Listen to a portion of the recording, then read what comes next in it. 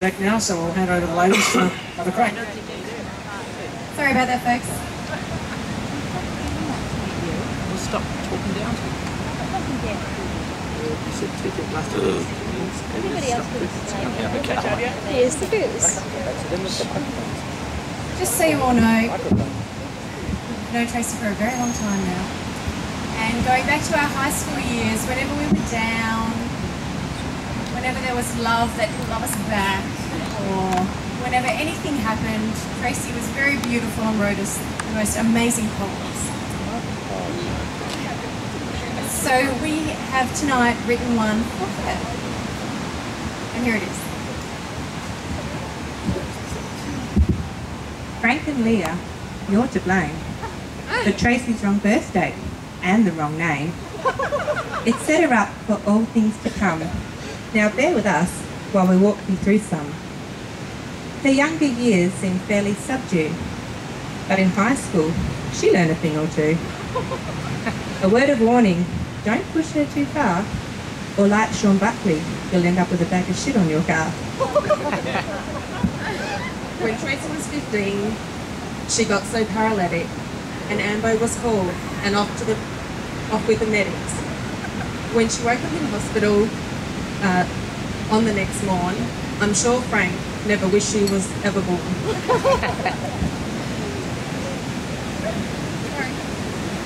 Thank God she was working at Chicken Treat Chill. How else do you think she paid for the Ambo bill? She often came home with more cash than she made, as the special price was not what they paid. This event got her in so much strife, Frank deemed her grounded for life. Several months passed, she was itching to play, so she booked a hotel for her 16th birthday. The guests arrived, the hotel party in full swing, until Frank's phone at home began to ring. For Brooke's cousin had said she was in moral danger. So Tracy was out and off with a stranger. Tracy is known for her many addictions. Here's just a few, but we thought we should list them. Clinkers, pizza shakes, dried apricots, cherries, apple juice, lemonade, ice, pepper drums, chicken salt, rock salt, table salt, McDonald's sachet salt, salt vinegar chips with extra salt and vinegar, salt vinegar crisps with extra salt and vinegar, other salty flavourings. As you can tell, it's addictions galore. Of course you may know, there are many more. So now years have passed and love comes along, and it all starts with a request of a song. DJ Scotty Q was mixing his tunes, dressed up in Robin as his costume. But Gotham City was calling once more, and Batman Kurt was out the door. Unfortunately, he left with all Scotty's stash, and Tracy was left to offer some cash. The intention was to return the money, but Tracy never thought she would find him so funny. The coffee went well, better than planned, and shortly after it was all bubbleland. Tracy has never been one to compromise, but then she started to see things through different eyes. Scott has achieved what no man has before. Our wild girl Tracy is a wild girl no more. Sort of. From here you all know the rest of the story, with our beautiful Tommy, the crowning glory. From us to you, we just wanted to say, we wish you the most perfect wedding day. Love you, hon. Well done, girls. Well done. That was very well done, girls. Fantastic job. Tracy does love salt. I agree with you there. We had some chocolate salty balls at my house one night. Actually, had to add more salt. Now, for the next speech, we'll be having Best Man. I'm sure you all understand it's not the first time he's stood up from a warm seat with a piece of paper in his hand. I'd like to introduce Kirk with him to have some words. Yeah, thanks, Connor. You can hear me all right? All good? Bit louder. A bit louder. Let me move over to the light. Scott, your handwriting is appalling. Ladies and gentlemen, I sincerely like to thank you all for making the trip today to Bali. Scott and Tracy's big day. I must say, Tracy, you're looking particularly stunning, and Scott, you've done your usual. Look, when I first met Scott in the first few weeks of 1996 at Murdoch University, he had long shoulder-length flowing flaxen hair. Our times have changed. Over the first few weeks of university, I got to know Scott in our Futures induction course, and in the preceding months we then became good friends, and I got introduced to other people here such as Nick, Connor and Alistair. So in the 14 years since I've known Scott, we spent a fair bit of time together, and some say probably a little bit too much time together. But I thought I'd share with you today some of our stories, so that you can enjoy some of the insights into our friendships and observations of how peculiar our friendship actually is. He's an interesting character. He's definitely surprised me on more than one occasion, but you know, within weeks of starting at university, suddenly Scott became on it was on a first name basis with the canteen lunch lady. Every time Scott went in to get his regular lunch of gravy and chips, again, not a vegetable in sight for the young man. Scott also used to sit next to me in a lot of our lectures and used to try to say the word arse out loud as possible without getting caught through lectures with a quick arse at the back of the economics class. This being a reference to his favourite television program, The Fast Show. Very weird to see in the first few weeks of our friendship. But one of the most peculiar things that used to get me was Scott's addiction to phoning up to book haircuts with his regular hairdresser, using aliases and fake accents on the telephone. Now, Betty, Scott's grandma, somewhere here in the crowd, is she still here? No, Oh, she's gone. Well, Betty, on more than one occasion, was an accomplice, walking into Henrik in there for a trim, saying greetings to him, so very strange. Now, Scott and Nick. There we go. Scott and Nick have been known to hold hands, walking gaily along Cottesloe Beach, skipping in front of a shocked general public. And another one of Scott's peculiar activities he was quite fond of was a bit of candid camera action. Heading regularly down to the Riverton Forum, getting me involved to film himself feigning injury, falling over theatrically in front of the general public, crying out for help, clutching a leg. But one of Scott's more interesting, or should I say, stupid things happened to us after we had just completed a 30-day Kentucky tour in Europe in 2000. We were walking along the high street in Leeds when Scott turned to me after walking past a pub and said, "Kurt, what's a spicy Bian burger?" And I said, "Scott, that's a bean burger, you idiot." To this day, he will still claim there was a rather large gap between the B and the An. One of his more classic moments. Here we go. When I first met Scott, he just started working as a waiter at Sizzler. He used to walk around wearing a name badge that said "Ka-ching." A lot of his clients thought he had a little bit of Asian in him, but no, he was playing the fool as usual. And another thing that he used to do, which used to be very frustrating to a speed demon such as myself, and Scott used to love to drive down hills and quickly put his car into neutral, going down hills to save petrol, and also draft his car behind rather large trucks on the freeway just to save that extra $1 or $2. Sizzler obviously wasn't paying very well.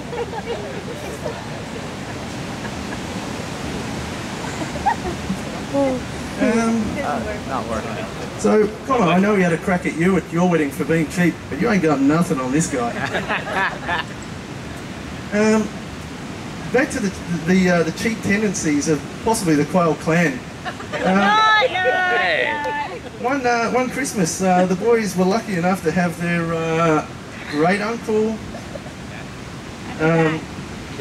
Jack over from the Isle of Man, and several months earlier, young Alistair over here had won a golf tournament, and he got, I think, a 4-litre flagon of sherry, which he passed off to Scott and Nick to went to Taste Buds in their late teen years. And for some reason, the boys, not taking a liking to sherry, decided that they would pass off the sherry to poor old Uncle Jack. Not only had they opened it and sampled it, decided they didn't like it, topped it up with a little bit of water, mixed it round, and then cut off the seal. They've passed it off to poor Jack, and allegedly, only from second-hand knowledge, Uncle Jack was furious. Thankfully, they're not in his will, and it's all come to me. Uncle Jack's loaded. I've seen the red sports car that he drives. Now, young Scott, after working at Sizzler, used to fancy himself as a bit of a chef. Now, if you'd ever been to Scott's bachelor pad in South Perth and opened his fridge, you would see a fridge of a single man. His fridge was never devoid of at least 2 packets of Arnott mint slice, cold pizza, lemon cordial. You will never see a sight of a vegetable in a fridge that Scott owns. But Scott's main condiment of choice, the revered Master Foods barbecue sauce. Like I said, he considers himself to be quite a chef. But the number of times I had overcooked dry chicken coated in this disgusting sticky brown sauce and passed off as a gourmet meal, Scott should be known as the Iron Chef barbecue sauce. Disgusting. One of the things I picked up from Scotty on his travels, he's suddenly become quite adventurous. And he loves a bit of chili crab, which is always too hot for him. He sweats more than I did today during the wedding reception when he's eating chili crab. And he loves calamari, absolutely loves it. But I don't know if any of you here have sat with Scott while he eats calamari. This boy does not know how to chew and swallow calamari. It's like a cat with a hairball, coughing up calamari all the time. But the chili crab is something else. Scott's love of chili crab is only matched by the amount of what can only be described as a thick coating of Castrol GTX oil dripping off that crab. He loves it. But most of my travel adventures with Scott have always led to much humour and merriment, usually based around at least one, if not both of us, getting a little bit of tummy trouble. I'm glad to say it appears to be Scott's turn on this trip, because if this morning's events are anything to go by, it's going to be a pretty nasty week and a half till you go home, Scotty. One of your worst. One thing that always used to amaze me about Scott is that whenever we went out, Scott was always the magnet in any bar or nightclub for the tallest man in the place. Not being overly tall himself, a quail characteristic, within minutes of us being at the Como Hotel in South Perth, some giant would come and stand next to him at the bar. It's no wonder Scott never was able to order a drink whenever we went in. There was no chance of a quick beer before popping out when Scott was there. Another one of Scott's peculiar things, which I always found very hilarious, was Scott's pickup strategy of positioning himself usually in a doorway or a thoroughfare of any... Well, whatever you want to do in your own time, Scott, but usually through doorways and thoroughfares, saying hello to every girl that walked past. It was a shotgun approach, and you know, I commend the little fella. He did well. Successful in the long run, embarrassing in the short. There is one particular time when Scott was particularly successful one evening when Alistair and I and Scott were all out. Scott ran over. Hey boys, guess what? He had a bit of a suspicion that Scotty had done alright for himself, because it looked like he'd been making out with Krusty the Clown. He had lipstick and white makeup all over his face. But, like I said, the guy's got a big heart and he kept trying. Anyway, I'll skip a bit and I'll say, look, Tracy and Scott met in July 2007 at a fancy dress party after you girls have been out to Christina Aguilera. Scott and I went as a dynamic duo where our height difference made it perfect for me to go as Batman and Scott to go as Robin. We looked fantastic. If only I'd kept the Batman costume, I would have worn it now.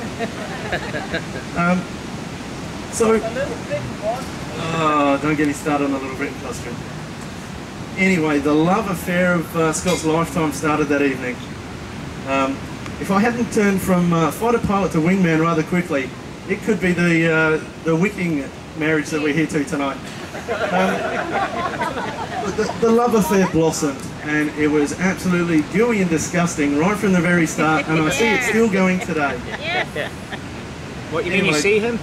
Later on that year, it would have been late 2008, I received a call from an extra excited little Scotty saying he wanted to get married.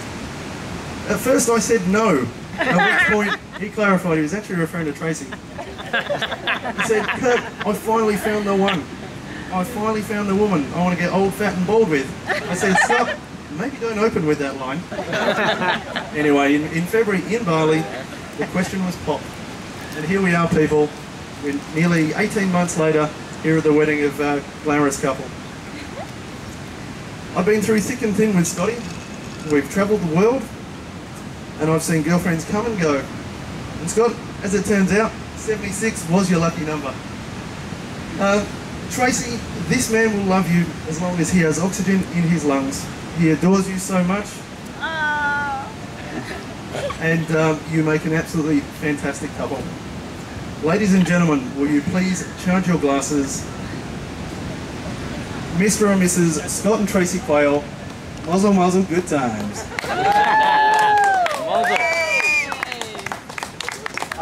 Well done, Kirk. Yeah, nice work, Kirk. Very good, Kirk. Well done, Kirk.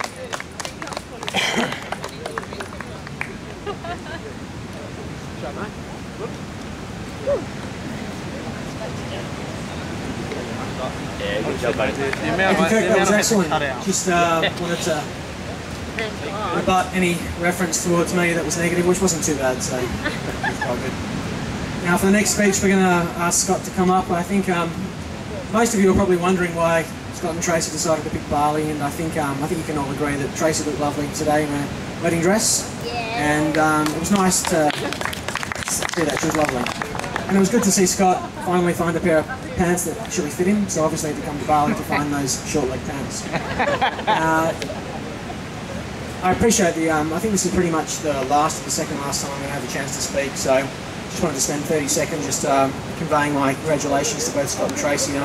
Today it's exciting for me to be able to see you guys share this moment and share this day together. It's a special moment you shared with us about 6 months ago, so thanks very much for giving me the chance to be involved and have a contribution. So yeah, thank you for that, and I really appreciate it. So without further ado, I'll bring Scott up and give him a chance to get back and everybody else who's had a crack at him tonight.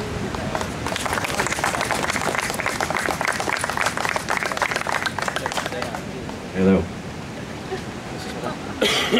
Okay.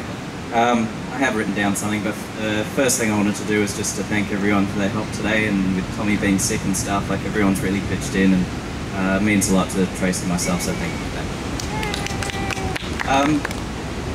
And really just want to thank everyone for coming. Like as someone alluded to, I can't remember who it was in their speech, you know, it's a pretty big trip to make to come to Bali, and you know, you've got Marissa and Alan have come from Canada, Kirk's come from London, and everyone coming up from Perth.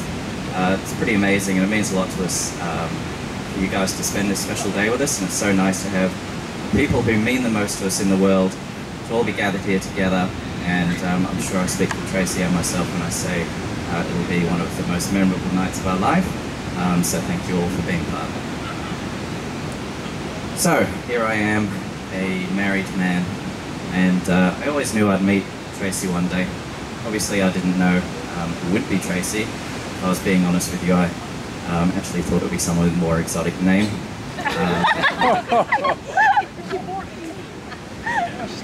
But I always knew I'd meet that person who you just click with, where everything feels right and everything is just easy, and with Tracy that's certainly the case. In fact, when I was a single man, and actually when I was not single, but not with Tracy, I used to stand out on my balcony in my apartment in Como, and imagine what it would be like to be in that perfect relationship. And actually, Kirk, just a side point, maybe that's something you should try because God knows nothing else has worked.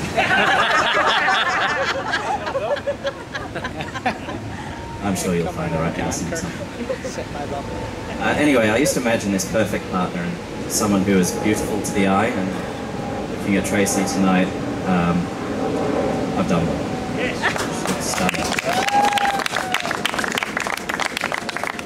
I wanted someone who had a sharp wit, and there's no sharper than Tracy's. Someone who's caring and loving and generous, and someone who's intelligent and has some get up and go. Someone who is an amazing mother, and over the last 12 months, I've certainly seen that. And someone who loves to cook. Obviously, marriage is about sacrifices, so... Someone who loves to stay at home and cuddle up on the couch and watch TV together. But most of all, someone who you can just spend hours upon hours and days upon days with, and just be as happy as you could possibly imagine.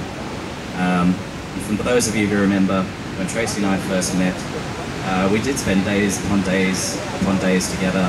Without I don't think we saw most of you for the first 6 months of our relationship. And when we were with you, generally we made you physically sick by how affectionate we were. Bubble Land's already been mentioned. Generally it's with a sarcastic tone. Looking in your direction, Brooke Whitney, on that one. I consider myself a lucky man to have found my perfect partner in life. And I'll never forget that first night when I met Tracy at a party that, as you've already heard, I was the DJ. And I was dressed as Robin, again, as you know, and Kirk had squeezed himself into a ill-fitting Adam West style Batman suit that still makes me laugh every time I think of it. Two things happened that night that led to Tracy and I getting together. Actually, three things if you count the fact that Tracy ended up spending about 15 minutes in my DJ area trying to find at least one song that she actually liked, thus allowing me to try and work my charm on her. Anyway, the first thing that happened was thanks to Kirk. As you can imagine, Batman and Robin do not have pockets in their superhero suits. So I left my wallet in Kirk's bag, and being the self-absorbed person that he is, true to form, he abandoned me at the party without telling me he was going, therefore leaving me with no money, facing the daunting task of trying to flag a taxi on Canning Highway, wearing my cape, pants, and underpants on the outside of my toes.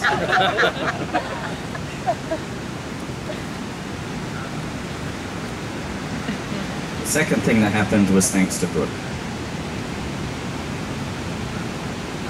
And Tracy had given me $20 for the cab ride home, and I actually saw this as the perfect opportunity to grab her number under the guise of calling her back to make sure I paid her. However, Tracy hadn't quite fallen for the quail charm at that point, and was a little reluctant to hand over her number to me. But for whatever reason, and perhaps sensing love in the air, Brooke grabbed a pen and paper and handed me Tracy's mobile number. Having no pockets, I held onto that number like my life depended on it. In a way, it did. Baby, you have made my life better in every way. To me, you are perfect.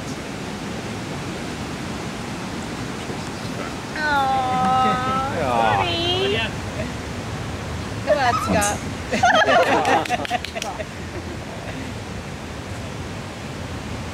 You're the perfect wife.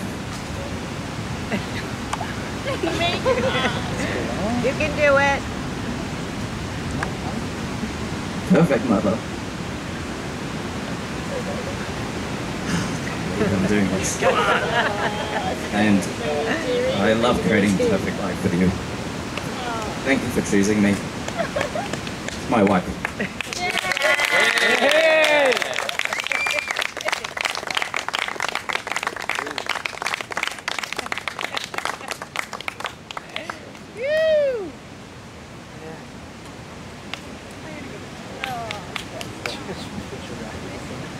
Expect me to cry.